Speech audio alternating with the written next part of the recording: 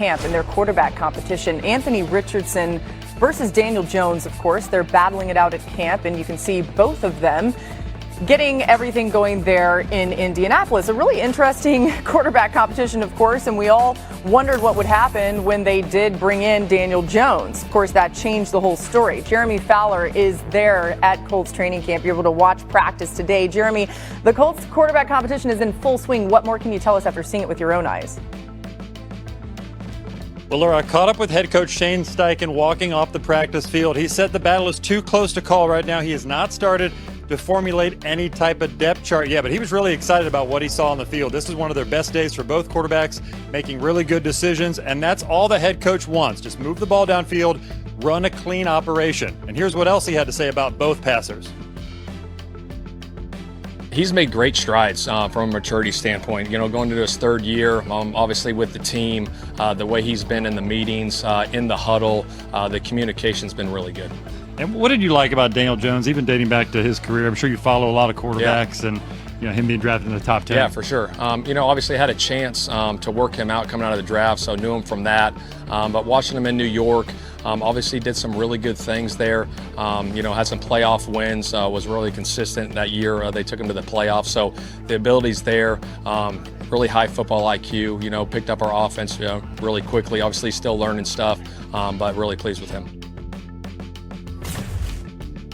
Jones is eager to move on from the days of the New York Giants. He said he had a great time in New York, but it's time for a new chapter that he's really excited about. He's more focused about learning this Colts offense, which he said is still a bit of a process. And as for Richardson, when I talked to him, he showed a lot of humility. He said, look, I have to pick up the slack from last year. I simply did not work hard enough. It essentially got me benched, so he altered his routine. He changed his mechanics a little bit in the offseason, kind of widened his base so that he's throwing and not sailing balls too high. So things are looking up. They've been pleased so far, but he has to do it every day. Yeah, it's an interesting situation there, certainly, and there's no one that is discounting the talent of Anthony Richardson. Those mechanical changes, I think, could make a big difference. Thanks to Jeremy for the latest there. All right, last season, Daniel Jones and Anthony Richardson played about the same level, if you're looking for any point of reference. They ranked 26th and 27th in total QBR among the 29 quarterbacks who made at least 10 starts. Only Caleb Williams and Will Levis were worse. Let's hear from these quarterbacks. Both Jones and Richardson addressed the media earlier today. I think it's been great. I think,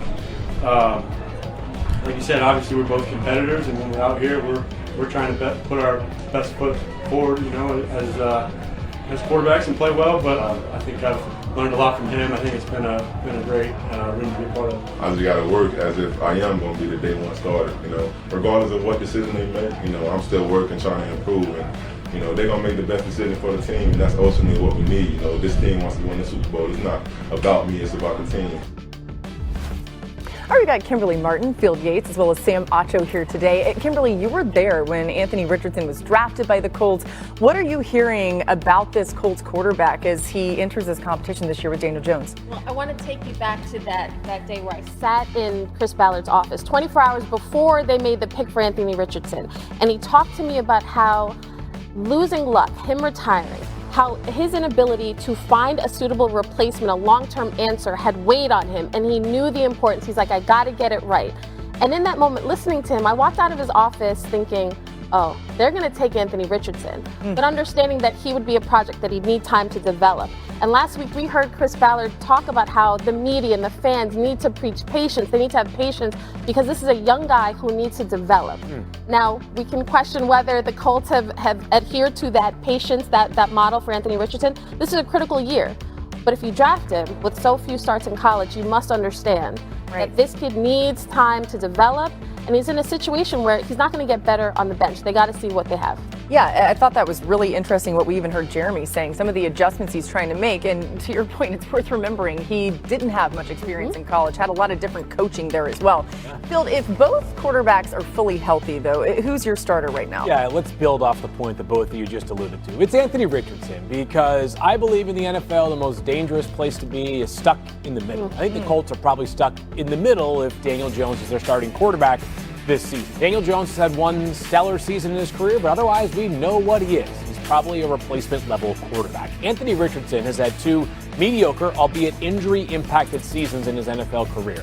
there's still a chance, a flicker of hope that Anthony Richardson could become a promising young quarterback.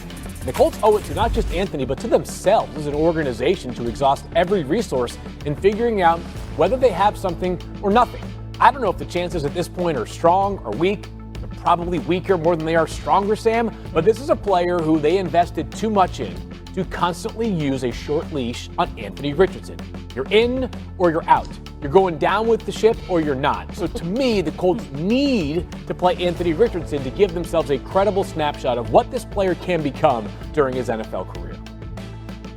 And I agree with you, Phil, but it's not just because of injury, it's also because of immaturity. Anthony Richardson, we talked about how young he was, and yes, he got injured his rookie season. There were some injury issues his second season, but also there's the idea of maturity. Okay, what does it look like to be the starting quarterback and the face of a franchise? He talked about it himself, saying, hey, I need to do more, I need to prepare more. Some of that just comes with time, and it also comes with competition. And so the fact that Daniel Jones and Anthony Richardson are going to be able to compete for the starting spot is going to make both of them better. Competition brings out the best in all of us. And so I think that Anthony Richardson should be the starter because, yes, he's older now. Hopefully he's going to be healthy, and he has a higher ceiling than Daniel Jones. Yeah, you referenced Andrew Luck. By the way, the Colts have used 10 different starting quarterbacks since Luck retired after that 2018 season. Just 2 teams have used more, and you're probably guessing that the Browns be one of them. That was one. Sorry, Browns. They caught an unnecessary stray there. The Commanders are the other one. Yep. Wow. All right, let's get to something else. Another developing story we're keeping an eye on from our Adam Schefter out of the Dallas Cowboys practice. Cowboys left tackle Tyler Guyton's ACL is intact after an MRI per Todd Archer. He has a bone fracture that will not require surgery. He's now expected to be out 4 to 6 weeks. So maybe better news than we kind of thought, but still not great. The Cowboys really need Tyler Guyton to be on the field because last year, even with Guyton playing 15 games, Dallas's offensive tackles still ranked 27th in the NFL in pass block win rate at 86%. Guyton's backup, Asim Richards, has made just 1 start in his career. Keep talking about the Cowboys offense, but so much of it has to do with people staying healthy. True for every team. But Otto, the tackle position has not been a strength for Dallas as of late. Any concern for this offense with Guyton's injury potentially lingering into the season?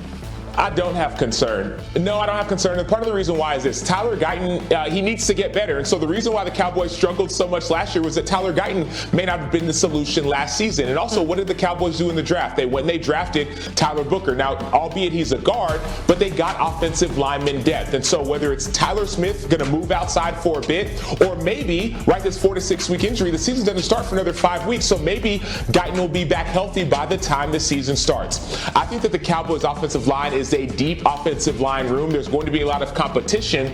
And also, by the way, Brian Schottenheimer loves to run the ball, so it's probably going to be a run-first offense. So I'm not overly concerned with this injury. I believe Guyton will come back and he'll be healthy, especially by the time the season starts. Yeah, I'm not overly concerned, Sam, but here's the thing. When I look at the Cowboys, there's such variance between their ceiling and the floor and what they could be, and a lot of that has to do with the offensive line.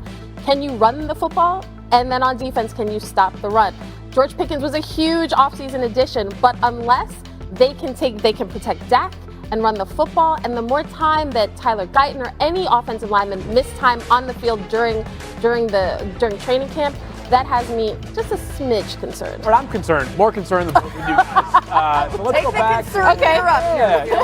Let's go back to Tyler Guyton's college career. He began at TCU, where he was an H-back early in his career. Yeah. Playing offensive line is new for him. He was a right tackle during his final college season. That was at Oklahoma. So last year he changed his positions, moved to the left side of the line. There was some promise there, but obviously as the numbers bore out, wasn't a dominant year by any stretch. He needs these reps. Yeah. It's valuable. It's not about Tyler Guyton's career being defined by a second training camp, but when you're this young, raw prospect who every rep matters, and it's a new scheme with a new coordinator, new head coach, I do think these are valuable reps. And by the way, you play the Philadelphia Eagles in about 35 days or 37 days from right now, if my math is correct. So there's a possibility that he's not available there in week 1, even if he is. You're talking about a player with a limited training camp, and oh, by the way, the Eagles, last I checked, have an excellent defensive front. So this has not totally changed the complexion of the Cowboys' regular season. I just felt like more so than your typical left tackle, these are an important 5 or so weeks ahead. That first game, Cowboys-Eagles, carries, I think, a ton of weight for the Cowboys. I mean, the Eagles, nobody wants to lose the game, but the Cowboys, I think, need to look super competitive, and obviously they'd hope to win it. So good point, Field. All right, we're flying around all these camps because camp is in full swing. We got a lot of news today. New on NFL Live from our Ravens reporter, Jamison Hensley. Ravens tight end Isaiah Likely carted off at the end of practice, limped into the facility. Now, Ravens head coach John Harbaugh told reporters that Likely rolled his ankle, now expected to miss a few weeks. So just an ankle roll, but something to keep an eye on for a team that we're certainly all high on in the Ravens. We'll get a lot more coming your way on NFL Live. Don't go anywhere. The Dolphins, with a down year last year, with us in the studio. He spoke yesterday about the health of his right knee after tearing his ACL in 2022. Listen to this. Now I feel like I'm back to where I was before that. Obviously, my knee will probably never be the same as far as that goes, but, it's as close as it's going to get. In totality, this team, this unit, I feel like is definitely one of the best I've been a part of for sure. All right, so we're talking a little fantasy football here. Yeah. Should fantasy owners be loving what they're hearing from Kyler there? By the way, Laura Rutledge playing a lot of fantasy football this year. Love Breaking it. news.